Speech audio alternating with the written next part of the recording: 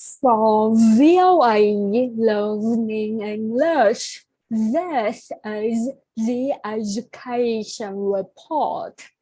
The United Nations Children's Fund is appealing to international donors to help provide education money for Syrian school children. Safe places to learn, teachers and supplies are all lacking, and almost 2 million young Syrian students have dropped out of school. UNICEF says about 40% of students from grades 1 to 9 across the nation no longer attend formal classes. UNICEF spokeswoman Marissa Mercado says half of the children are now refugees in Lebanon, Jordan, Iraq, and Turkey. In the northern city of Aleppo, for example, only 6% of children of school age are in classrooms. But the school year there and in other locations began as planned on September 15th. Talk of a military strike by the United States had caused uncertainty about starting classes. But schools opened after strikes appear less likely. Still, many children who once walked to school are now taken there by their parents, and other families have simply left the country. Lebanon now is trying to help about 550,000 school-age Syrian refugee children. UNICEF says the Lebanese public educational system can take care of 300,000 Lebanese children. UNICEF is establishing schools for refugee children in buses. In Jordan, UNICEF says about 2/3 of 150,000 Syrian school-age children are not in school. In Iraq, UNICEF says 9 out of 10 Syrian refugee children are out of school. Inside Syria, Ms. Mercado says the educational system has been torn apart. Both UNICEF and the Syrian government says about 3,000 schools have been damaged or destroyed. For VOA Learning English, I'm Alex Villarreal.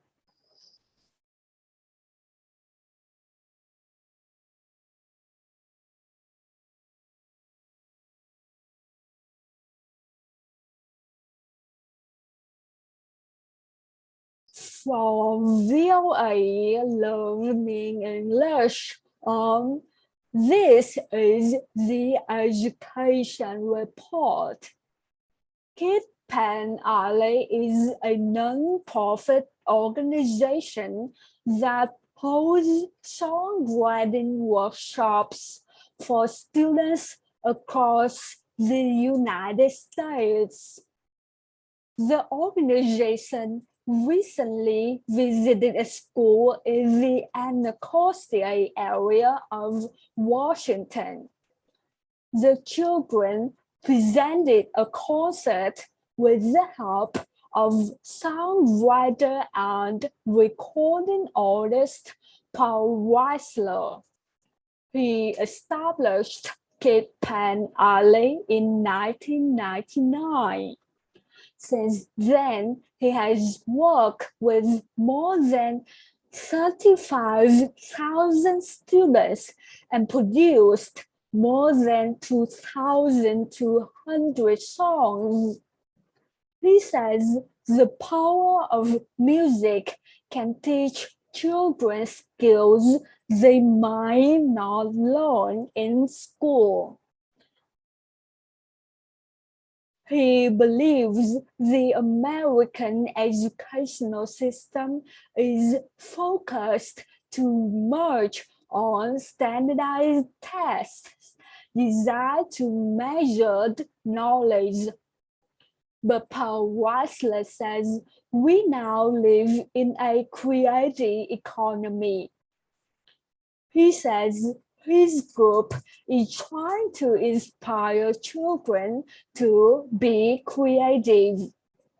At our elementary school in Anacostia, 95% of students come from poor families.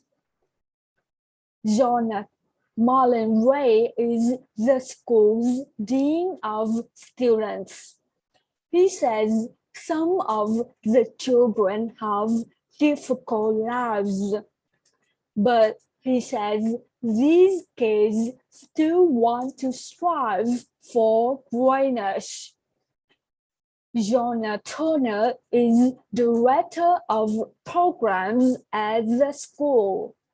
She says the 4th and 5th grade students are often focused on more than school. Some have to help their families or live in homeless shelters. A shooting took place in April directly in front of school. No one was injured, but the incident affected the whole community. Students are often influenced by what happens around them.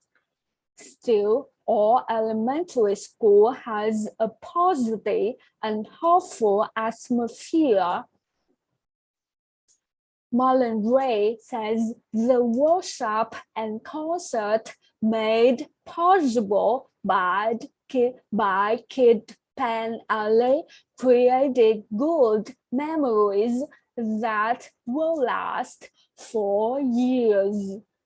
For VOA Learning English, I'm Lauren Bowman.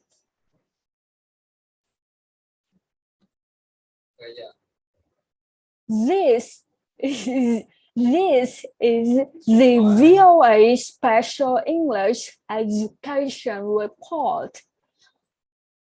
About 1/5 of Americans aged 6 to 19 are considered overweight.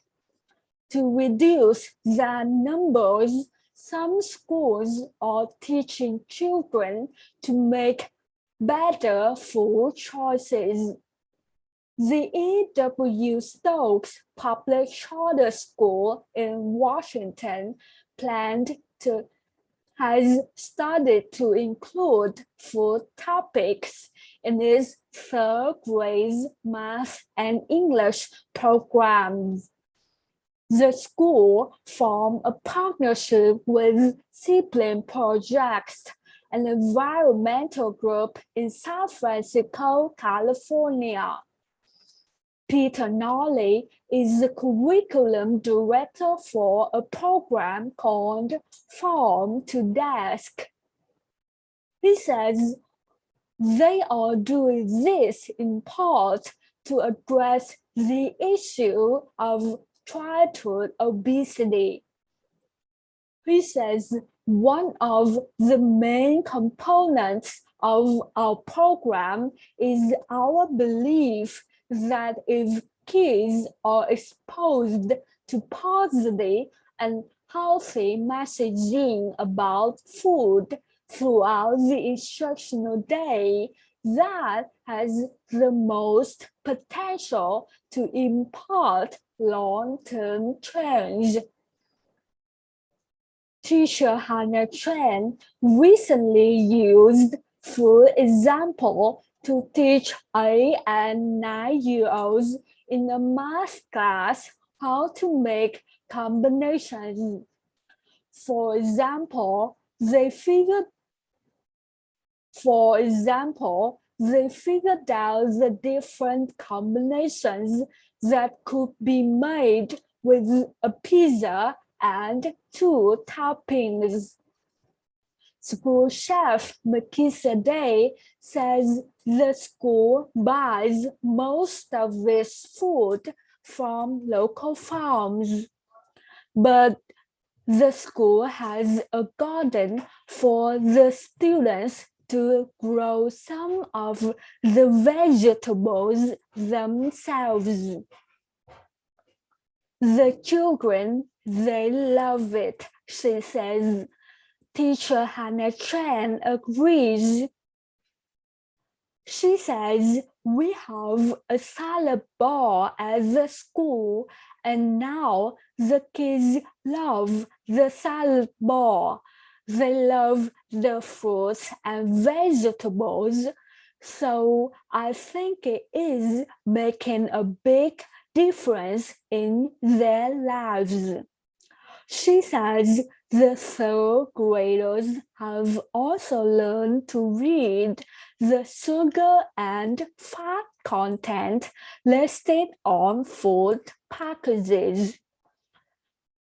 She says the E.W. Stokes Public Charter School in Washington planned to expand the Farm to Desk program to other grades next year. Charter schools get public money but do not have to follow the same rules as traditional schools. Many charter schools have specialized area of study, like Environmental Charter High School near Los Angeles. Students learn the importance of protecting the environment. Rigo Estrada used to be the kind of person who threw trash on the street, but now he has done things like clean up beaches and teach elementary school students about the importance of water conservation.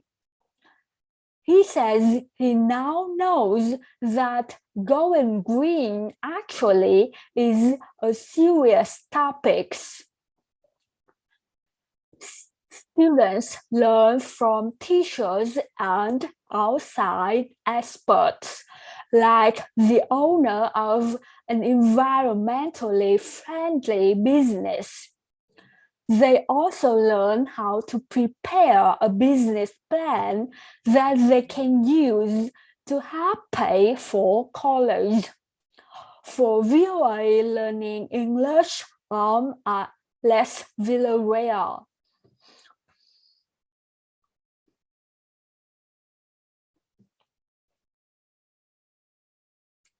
From VOA Learning English, this is the education report. Imagine you are a student in Mexico and your teachers asks you to write a report about the country's ancient Aztec civilization. You now can do your own research on the subject through the World Digital Library, or WDL.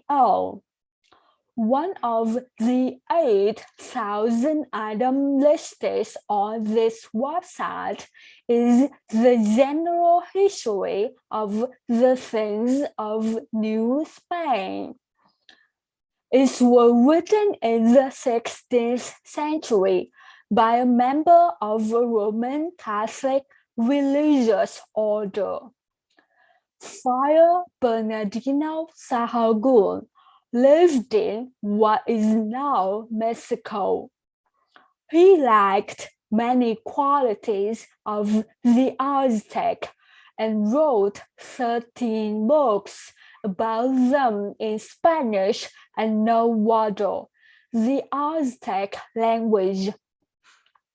The books are stored in Florence, Italy, but you can read every page and see every picture with the word digital library.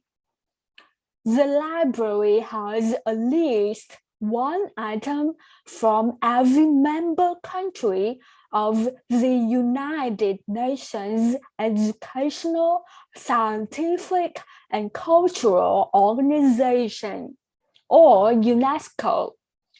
UNESCO and the US Library of Congress launched the WDL in 2009.